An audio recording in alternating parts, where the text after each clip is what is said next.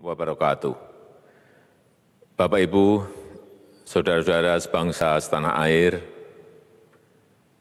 pagi tadi saya telah memimpin rapat terbatas secara virtual tentang Undang-Undang Cipta Kerja bersama jajaran pemerintah dan para gubernur. Dalam undang-undang tersebut terdapat 11 klaster yang secara umum bertujuan untuk melakukan reformasi struktural dan mempercepat transformasi ekonomi. Adapun klaster tersebut adalah urusan penyederhanaan perizinan, urusan persyaratan investasi, urusan ketenagakerjaan, urusan pengadaan lahan, urusan kemudahan berusaha, urusan dukungan riset dan inovasi, urusan administrasi pemerintahan, urusan pengenaan sanksi, urusan kemudahan pemberdayaan dan perlindungan UMKM, urusan investasi dan proyek pemerintah, serta urusan kawasan ekonomi. Dalam rapat terbatas tersebut, saya tegaskan mengapa kita membutuhkan Undang-Undang Cipta Kerja. Pertama, setiap tahun ada sekitar 2,9 juta penduduk usia kerja baru, anak muda yang masuk ke pasar kerja, sehingga kebutuhan atas lapangan kerja baru sangat-sangat mendesak. Apalagi di tengah pandemi, terdapat kurang lebih 6,9 juta pengangguran dan 3,5 juta pekerja terdampak pandemi COVID-19.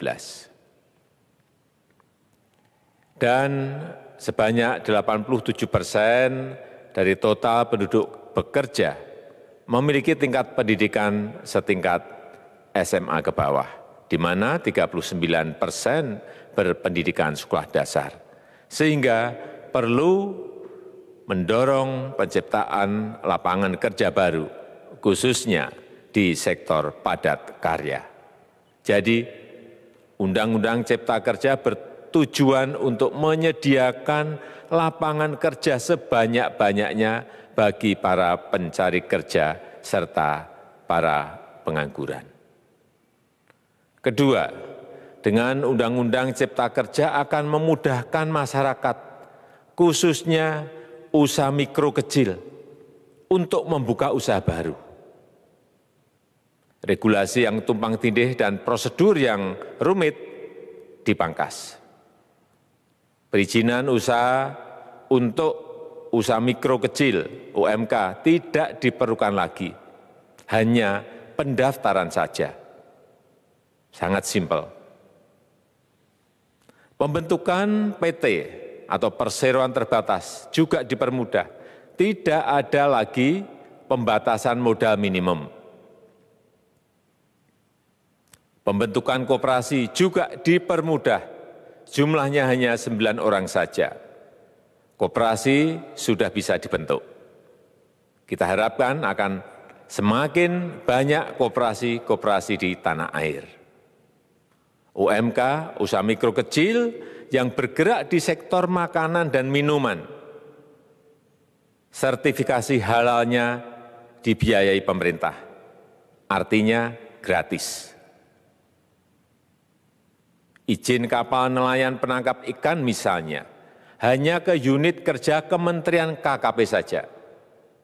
Kalau sebelumnya harus mengajukan ke Kementerian KKP, Kementerian Perhubungan, dan instansi-instansi yang lain, sekarang ini cukup dari unit di Kementerian KKP saja. Ketiga, Undang-Undang Cipta Kerja ini akan mendukung upaya pencegahan dan pemberantasan korupsi.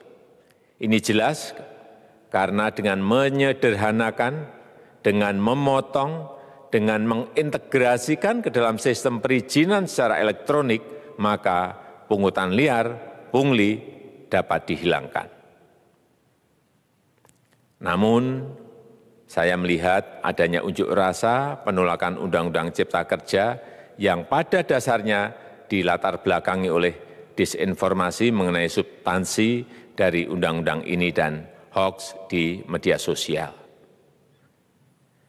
Saya ambil contoh ada informasi yang menyebut tentang penghapusan UMP, upah minimum provinsi, UMK, upah minimum kota kabupaten, UMSP, upah minimum sektoral provinsi.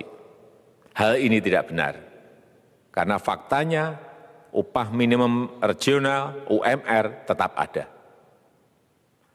Ada juga yang menyebutkan bahwa upah minimum dihitung per jam. Ini juga tidak benar. Tidak ada perubahan dengan sistem yang sekarang. Upah bisa dihitung berdasarkan waktu dan berdasarkan hasil. Kemudian adanya kabar yang menyebutkan bahwa semua cuti sakit, cuti kawinan, cuti khitanan, cuti baptis, cuti kematian, cuti melahirkan, dihapuskan. Dan tidak ada kompensasinya. Saya tegaskan juga ini tidak benar. Hak cuti tetap ada dan dijamin. Kemudian apakah perusahaan bisa mem-PHK kapanpun secara sepihak? Ini juga tidak benar. Yang benar, perusahaan tidak bisa mem-PHK secara sepihak. Kemudian juga pertanyaan mengenai benarkah jaminan sosial dan kesejahteraan lainnya hilang. Yang benar, jaminan sosial tetap ada. Yang juga sering diberitakan tidak benar adalah mengenai dihapusnya AMDAL, analisis mengenai dampak lingkungan. Itu juga tidak benar. AMDAL tetap ada. Bagi industri besar harus studi AMDAL yang ketat. Tetapi bagi UMKM lebih ditekankan pada pendampingan dan pengawasan. Ada juga berita mengenai Undang-Undang Cipta Kerja ini mendorong komersialisasi pendidikan. Ini juga tidak benar. Karena yang diatur hanyalah pendidikan formal di kawasan ekonomi khusus, di KEK. Sedangkan perizinan pendidikan tidak diatur di dalam Undang-Undang Cipta Kerja ini. Apalagi perizinan untuk pendidikan di pondok pesantren. Itu tidak diatur sama sekali dalam Undang-Undang Cipta Kerja ini. Dan aturannya yang selama ini ada tetap berlaku. Kemudian diberitakan bahwa keberadaan bank tanah. Bank tanah ini diperlukan untuk menjamin kepentingan umum, kepentingan sosial, kepentingan pembangunan nasional, pemerataan ekonomi, dan konsolidasi lahan serta reforma agraria. Ini sangat penting untuk menjamin akses masyarakat terhadap kepemilikan tanah, kepemilikan lahan. Dan kita selama ini tidak memiliki bank tanah. Saya tegaskan juga bahwa Undang-Undang Cipta Kerja ini tidak melakukan resentralisasi kewenangan dari pemerintah daerah ke pemerintah pusat. Tidak ada. Perizinan berusaha dan pengawasannya tetap dilakukan oleh pemerintah daerah sesuai dengan NSPK. Norma, standar, prosedur, dan kriteria yang ditetapkan pemerintah pusat.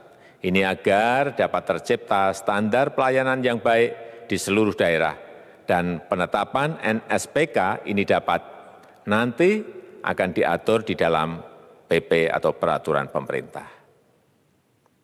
Selain itu, kewenangan perizinan untuk non-perizinan berusaha tetap ada di Pemda. Sehingga tidak ada perubahan. Bahkan kita melakukan penyederhanaan, melakukan standarisasi jenis dan prosedur berusaha di daerah. Dan perizinan berusaha di daerah diberikan batas waktu. Ini yang penting di sini. Jadi ada service level of agreement. Permohonan perizinan dianggap disetujui bila batas waktu telah terlewati. Saya perlu tegaskan pula bahwa Undang-Undang Cipta Kerja ini memerlukan banyak sekali peraturan pemerintah atau PP dan peraturan presiden atau Perpres. Jadi setelah ini akan muncul PP dan Perpres yang akan kita selesaikan paling lambat 3 bulan setelah diundangkan. Kita pemerintah membuka dan mengundang masukan-masukan dari masyarakat dan masih terbuka usulan-usulan dan masukan dari daerah-daerah. Pemerintah berkeyakinan melalui Undang-Undang Cipta Kerja ini jutaan pekerja dapat memperbaiki kehidupannya dan juga penghidupan bagi keluarga mereka. Dan kalau masih ada, jika masih ada ketidakpuasan terhadap Undang-Undang Cipta Kerja ini, silahkan mengajukan uji materi atau judicial review melalui MK, Mahkamah Konstitusi. Sistem ketatanegaraan kita memang mengatakan seperti itu. Jadi, kalau masih ada yang tidak puas dan menolak, silahkan diajukan uji materi ke MK. Saya rasa itu yang bisa saya sampaikan pada kesempatan yang baik ini. Terima kasih. Wassalamualaikum warahmatullahi wabarakatuh.